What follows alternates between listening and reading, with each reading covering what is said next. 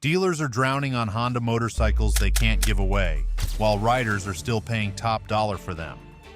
What used to be the most trusted name in motorcycling is now quietly turning into a resale nightmare.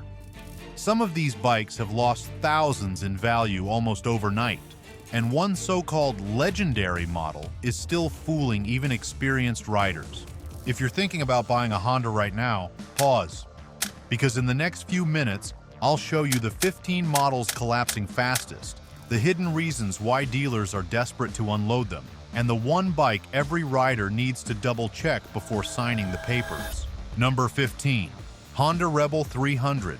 There are motorcycles built for freedom, and then there are those built just to get you started. The Rebel belongs firmly in the second camp. For many, it symbolized the first step toward freedom on two wheels. A lightweight machine that carried the look of a classic road bike without the intimidation of raw power. But as time went on, that simplicity began to feel less like an advantage and more like a limitation. Older riders, drawn by nostalgia or curiosity, quickly discovered that the Rebel's charm fades once the road opens up. Its small engine struggles to hold steady at highway speeds, leaving it feeling restless and underpowered when pushed beyond city limits. What once seemed approachable now feels like a compromise between cost and capability. The build quality remains solid, yet the overall ride lacks the depth and presence of a genuine cruiser. It is neither an inspiring beginner's bike nor a satisfying choice for experienced riders looking for comfort and confidence on long rides. Many owners admit it's a great training tool, but not something they keep for the long haul. Powered by a liquid-cooled single-cylinder engine displacing 286 cubic centimeters, the Rebel produces around 25 horsepower and 19 pound-feet of torque. For a generation of riders raised on torque, rumble, and effortless cruising, the Rebel simply fails to deliver that sense of command. The next motorcycle on this list shows how even adding size and muscle cannot guarantee the character and substance real riders expect. Number 14. Honda Shadow Phantom 750. Every so often, a cruiser tries to look tougher than it rides, and the Phantom became the perfect example of that quiet contradiction. Its stripped black finish, low seat, and thick fenders promised strength and attitude.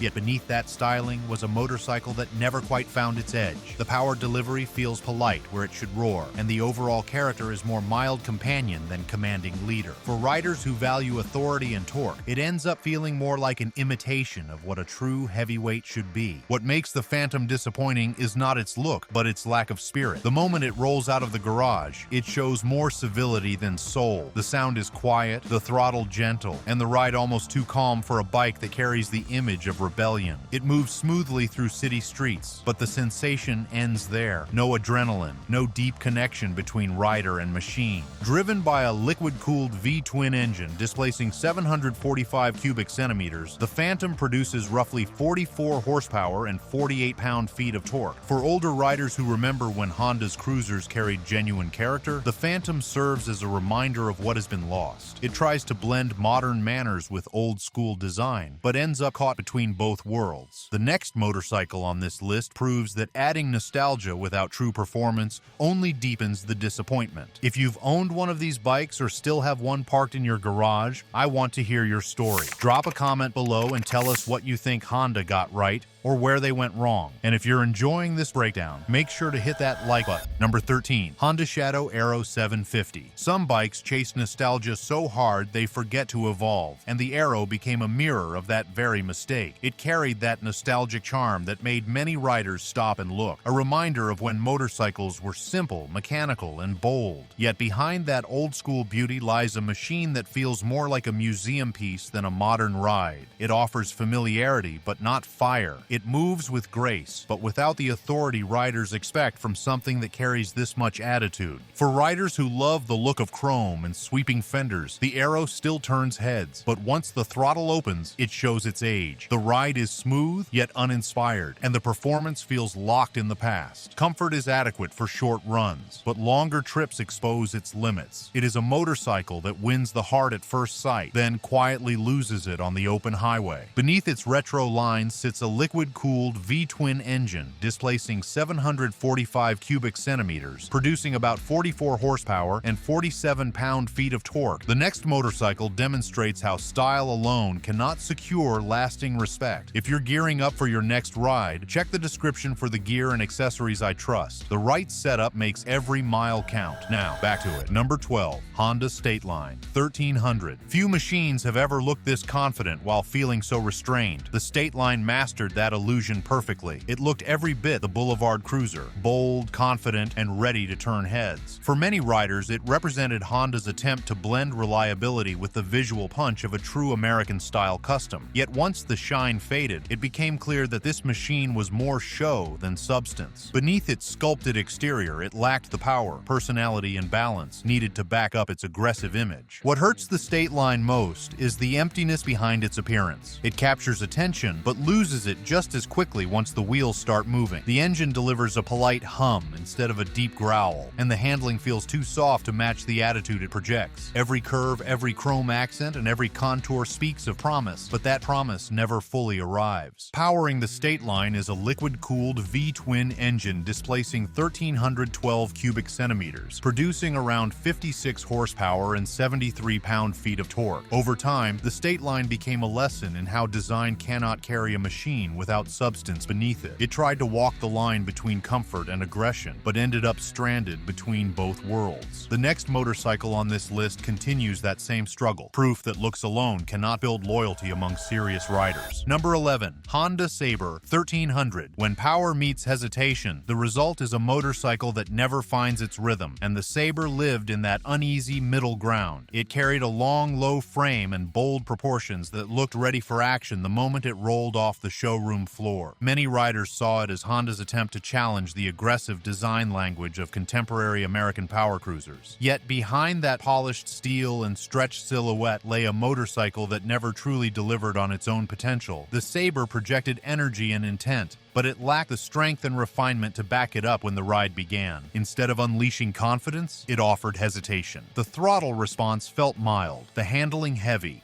and the overall experience leaned more toward comfort than thrill. It cruised smoothly on open roads, but the sensation ended there, steady, predictable, and uninspired. Riders expecting something fierce were met with a calm that bordered on indifference. It carried itself like a machine afraid to misbehave, which is the last thing most riders want from a bike that wears a name like this. Underneath that sleek exterior beats a liquid-cooled V-twin engine displacing 1,312 cubic centimeters, producing roughly 56 horsepower and 72 pound-feet of torque. With time, the Sabre slipped quietly from memory. Its styling aged faster than its mechanics, and its personality never grew into its promise. It stands as a reminder that confidence cannot be built from design alone. For all its attitude and stance, the Sabre became a symbol of missed opportunity. The next motorcycle continues that theme of ambition outpacing execution. Number 10. Honda Interstate 1300. Long-distance comfort means little when the road feels uninspired, and that's exactly where the Interstate fell short. It arrived dressed for adventure, but underneath the surface, it struggled to live up to its purpose. Many riders expected a grand touring experience, steady torque, refined handling, and the endurance to cross states with ease. Instead, what they found was a motorcycle that looked the part yet lacked the heart to carry it. The ride felt balanced but uninspired, and the sense of luxury it tried to project faded quickly once the miles began to add up. What makes the Interstate disappointing is not a lack of reliability, but a lack of emotion. It performs every task correctly, but forgets to make any of it memorable. The engine feels restrained, the frame too cautious, and the overall ride too quiet for a bike meant to roam wide open roads. Riders who once dreamed of packing gear and chasing horizons found themselves wishing for more personality and less polish. It rides fine, yet it never feels alive.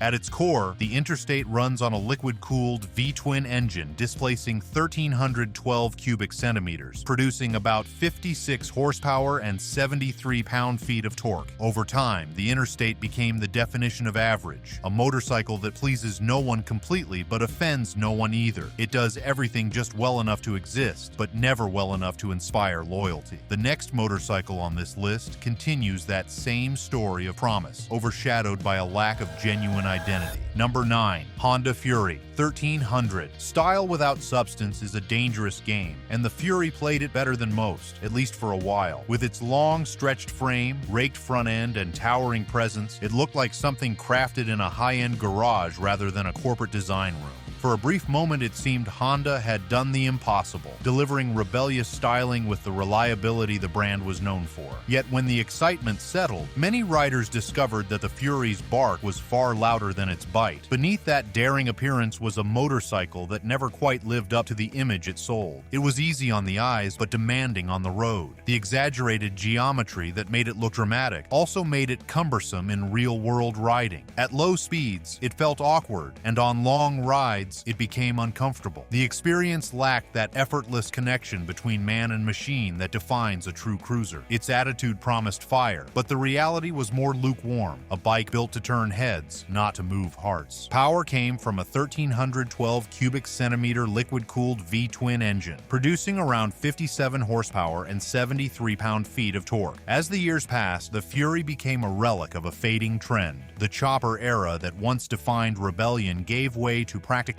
and performance, leaving this model stranded in the middle. Today, it stands as a reminder that image without depth rarely lasts. The next motorcycle continues this theme, proving that strength in design means little when soul and purpose are missing. Number 8. Honda VTX 1300. For riders who wanted muscle wrapped in manners, the VTX delivered all the size but none of the spark. It had the look, the size, and the stance that could hold its own against bigger American machines. For riders drawn to chrome and deep rumble, it seemed like the perfect alternative to the heavyweight competition. Yet beneath that bold styling, the VTX carried a quiet compromise that time would expose. It was dependable and smooth, but it never captured the raw emotion that true cruiser fans demanded. What looked powerful often felt polite, and that mismatch slowly defined its reputation. The problem with the VTX was not in how it rode, but in how it failed to make riders feel. Everything about it worked exactly as expected. No surprises, no flaws, but no spark either. It was a motorcycle built for logic, not passion. Riders who wanted something that could stir the senses often found themselves left cold, waiting for a moment of connection that never came. It was a cruiser that checked boxes instead of creating memories. At its core, the VTX 1300 used a 1,795 cubic centimeter liquid-cooled V-twin that produced around 57 horsepower and 75 pound-feet of torque. The next motorcycle on this list continues that same theme, proving that perfection without personality rarely stands the test of time. If you're into motorcycles that tell the truth about performance, value, and legacy, you're in the right place. Subscribe and stick with us for more deep dives into the rides that shaped the road and the ones that fell short. Trust me, you won't want to miss what's next. Number 7. Honda VTX 1800. There's a fine line between authority and arrogance, and the VTX 1800 crossed it the moment it hit the pavement. On paper, it looked ready to dominate the open road, promising raw muscle and commanding presence. For a while, it even carried the aura of a legend in the making. But once the excitement faded, riders began to realize that all that bulk and polish came with a cost. It had the looks and power to impress, yet the overall ride felt detached, more calculated than connected. The size that once symbolized authority quickly became its greatest limitation. The VTX demanded respect, but it never earned affection. It could move quickly, but it lacked rhythm and flow. It handled well enough on straight highways, yet every turn reminded riders of the weight beneath them. It was dependable, but not inspiring, powerful, but not personal. Many found themselves admiring it from the driveway more than riding it for pleasure. It was a machine that represented effort without emotion, strength without character. Power came from a massive 1,805 cubic centimeter V-twin engine, producing close to 100 horsepower and 120 pound-feet of torque. With time, the VTX became a cautionary tale about how excess can overshadow experience. It proved that performance numbers alone cannot build loyalty among riders who crave connection over specification. The VTX remains a symbol of ambition that lost its way. Grand in design, yet hollow in feeling. The next motorcycle on this list carries that same burden of size without spirit. Number 6. Honda Valkyrie 1500. Power can impress, but weight can exhaust, and the Valkyrie taught that lesson in the loudest way possible. It arrived with an undeniable presence, carrying a unique rhythm that separated it from everything else on the road. Riders admired its confidence and the unmistakable hum that came from beneath them. It wasn't just a motorcycle, it was a statement. Yet over time, that same sense of power began to feel like a burden. What once felt exciting started to feel excessive, and what was once innovation became complexity. The Valkyrie was a bike that demanded respect, and it gave little room for error. Its bulk required commitment, its weight demanded strength, and its balance needed constant awareness. For riders who wanted freedom, it often felt more like responsibility. It moved with authority, but lacked the spontaneity that makes a great cruiser feel alive. It was a motorcycle for wide-open highways and long, deliberate rides, not for everyday ease or casual enjoyment. At its heart, the Valkyrie used a flat-six engine displacing 1,520 cubic centimeters, producing around 100 horsepower and 95 pound-feet of torque. As the years passed, the Valkyrie's appeal faded into nostalgia. It remains an impressive machine, but one that belongs to another time, an era when bigger was considered better, no matter the trade-offs. Today, it stands as both an accomplishment and a warning. Not every experiment in power leads to lasting satisfaction. The next motorcycle on this list carries that same story of ambition overpowering authenticity. Number 5. Honda CTX 700. Comfort has its limits, and the CTX proved that a smooth ride can sometimes feel emptier than a rough one. It promised a relaxed riding experience and smooth control, designed to appeal to riders who valued ease over edge. For new or returning riders, it seemed like the perfect bridge between comfort and capability. But that same accessibility became its undoing. What was meant to feel inviting ended up feeling lifeless, turning a motorcycle into little more than transportation. It did everything right, yet none of it felt memorable. The CTX carried itself with calm precision, but it lacked the heartbeat that defines a true cruiser. It moved easily through traffic, handled predictably on back roads, and never once threatened to surprise its rider. And that was the problem. No surprises meant no passion. Riders who came to it hoping for a spark found instead a quiet hum of efficiency, a machine more at home in a commuter lane than on a winding stretch of asphalt. It was reliable but never rewarding. Powering the CTX was a liquid-cooled parallel twin engine displacing 670 cubic centimeters,